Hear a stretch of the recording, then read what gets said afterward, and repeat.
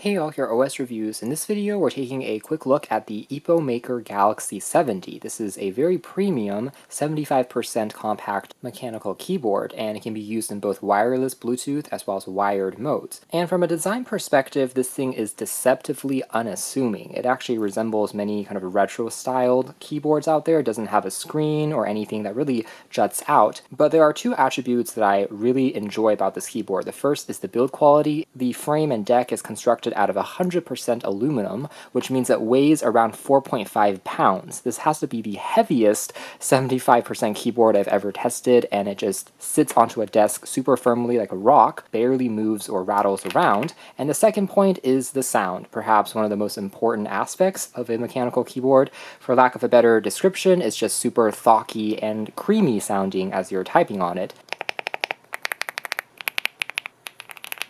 It's almost like a deeper bubble wrap that's getting popped really gently every time that you are clicking on one of the keys.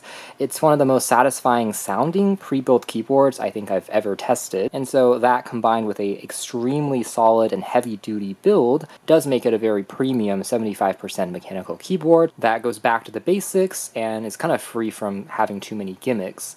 A pedal switch version or a zebra switch both give you this very creamy sound, and these are custom switches made by Epomaker. The keyboard comes in 3 colors aside from white. There's a more discreet black and a gradient finish blue that also looks beautiful. So they claim there's 5 layers of sound improving material: Poron sandwich foam, acoustic pad, switch foam, and a bottom pad that in conjunction creates a quote-unquote hi-fi auditory experience. The battery is rated at 4,000 milliamp hours, lasting roughly a month before you have to recharge it again, and these are technically linear switches, but like many mechanical keyboards, you can customize it further with your own favorite keycaps by pulling off these pieces. It's modular in that sense, and it is an RGB keyboard as well that will illuminate.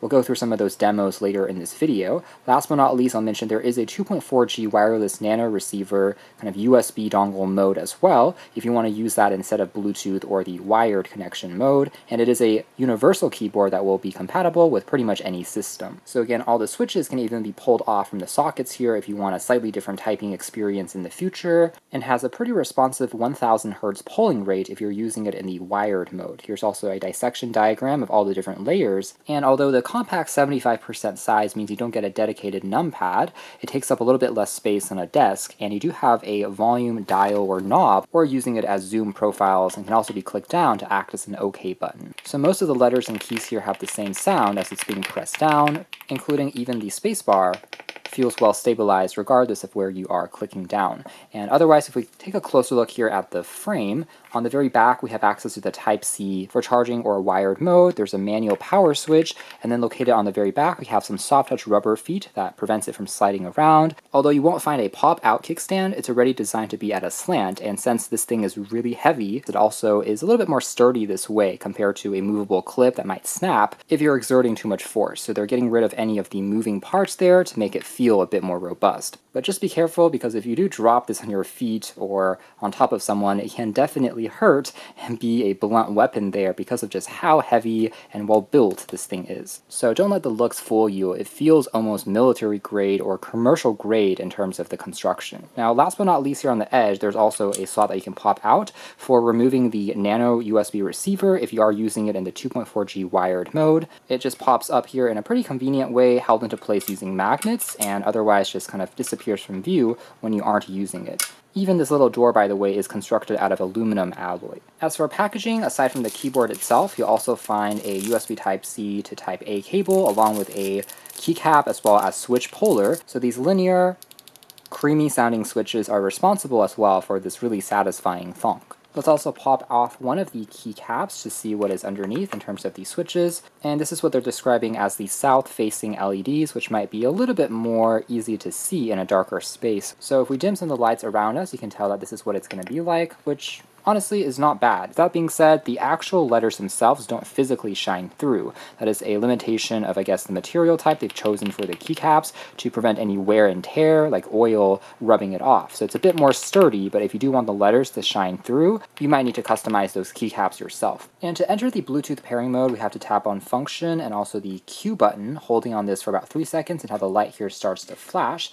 Afterwards, you'll be able to find the Galaxy70, and once paired, the LED strip here also flashes along with the keyboard in this rainbow pattern, unless you're trying to check on the status. For instance, if it is low battery, it will be blinking red, although it seems like the charging time is a little bit slow, taking around 7.5 hours to top up this 4000 milliamp hour cell, which seems a little bit odd, though I suppose faster charging speeds can sometimes degrade the battery health more quickly as well. Probably fine if you're using this mostly at home anyways due to the heavier weight. We can also check on the battery status by clicking on function and the space bar. The closer it is to 0, the more full the battery is versus going down to 1, meaning it's nearly empty. And by the way, the Bluetooth 5.0 chip allows you to connect up to 3 devices that you can switch back and forth between. So that can be a phone, a tablet, and a computer. Tapping on function Q, W, and E to act as shortcuts for switching between those 3 profiles. Let's also briefly demo the different animation patterns for the 16 million RGB lights. So we can tap on function and T to actually turn the lights completely off, aside from the little bar here,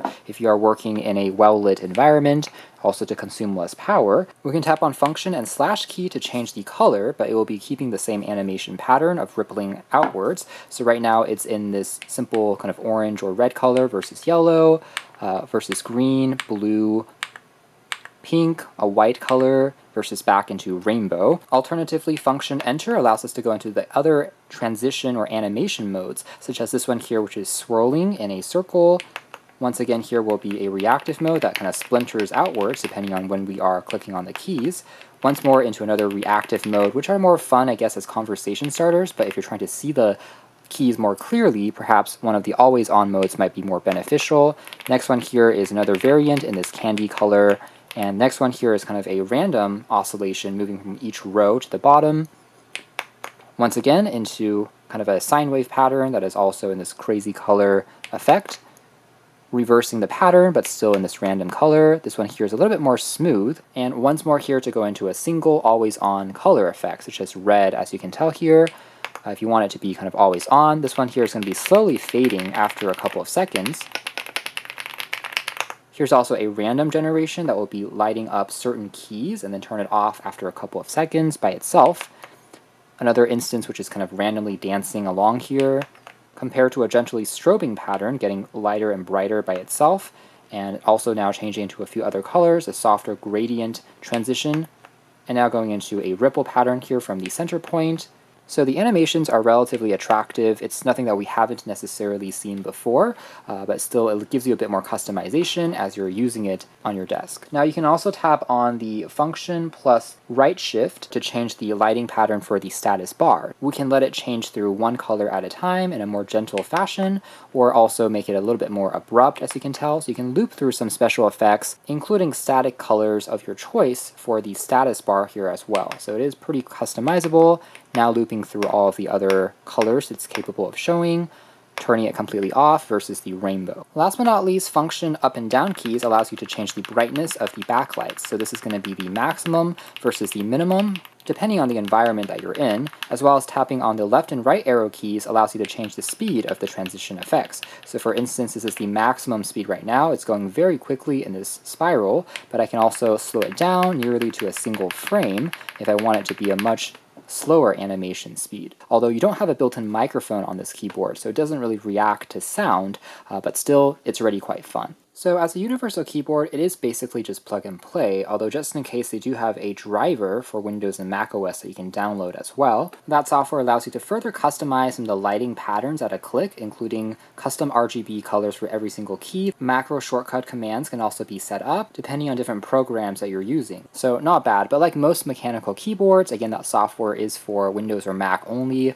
so you don't necessarily get that same control on a mobile device, for instance. Regardless, in the universal Bluetooth mode, I have to say responsiveness is already pretty solid, even if the fastest polling rate technically possible will be achieved using a Type-C cable if your phone or device has USB or OTG support. By the way, even the knob on this keyboard is constructed out of metal as well, again adjusting volume here without too many problems.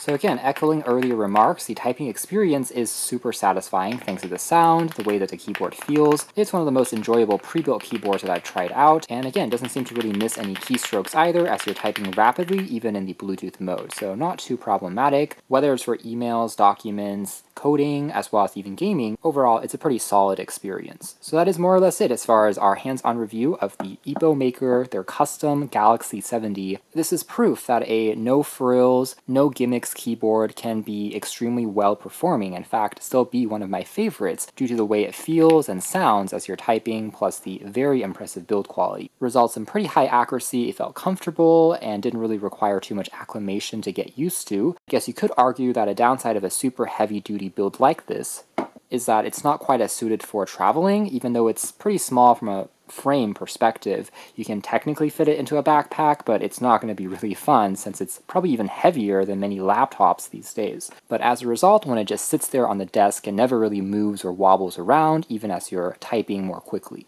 So I do really love this thing. You can check out more details if you are interested as well in the links down below, but for now that's been our video. That has been the quite impressive Epomaker Galaxy 70 mechanical keyboard.